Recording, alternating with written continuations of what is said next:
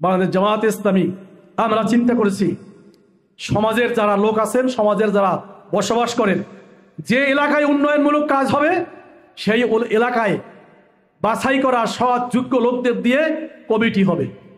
বাংলাদেশ এমন একটা দেশ হবে যেখানে দুর্নীতি করার কোনো লোক খুঁজে পাওয়া যাবে না।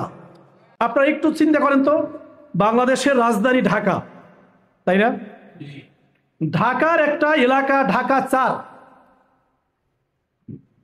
এই ঢাকা ৪ এলাকার রাজধানী হিসাবে তো দূরে থাক, রাজধানীর বাইরেও অনেক উপজেলা আছে, যেই উপজেলা যতটুকু নাগরিক সুবিধা পেয়েছে, যতটুকু উন্নতি হয়েছে, সেই উন্নতি 54 বছরে করতে পারে না কেন?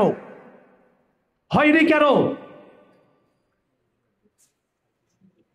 কারণ যারা ক্ষমতায় গিয়েছে তাদের নজর ছিল দুর্নীতির দিকে, তাদের নজর ছিল অর্থ কামানোর দিকে, তাদের নজর ছিল তাদের দলকে পুনর্বাসন করার দিকে, তাদের নজর ছিল তাদের দলের নেতাকর্মীদেরকে আর্থিকভাবে সচ্ছল করার দিকে।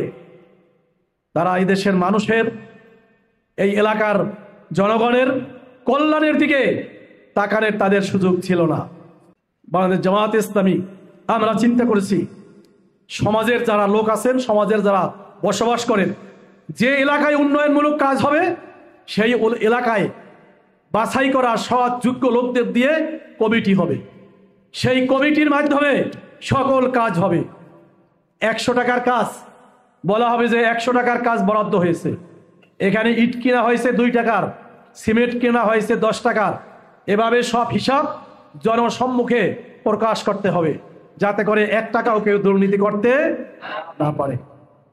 বাংলাদেশ জামায়াতে ইসলামীকে যদি আল্লাহ কবুল করেন, আপনারা যদি মতামত দেন, আপনারা যদি সহযোগিতা করেন, বাংলাদেশ এমন একটা দেশ হবে যেখানে দুর্নীতি করার কোনো লোক খুঁজে পাওয়া যাবে না, চাঁদাবাজি মাস্তানি করার কোনো লোক খুঁজে পাওয়া যাবে না, কোনো মাদক ব্যবসায়ী পাওয়া যাবে না, কারো বাড়িঘর দখল করার মতো কোনো সাহসী ব্যক্তি পাওয়া যাবে না।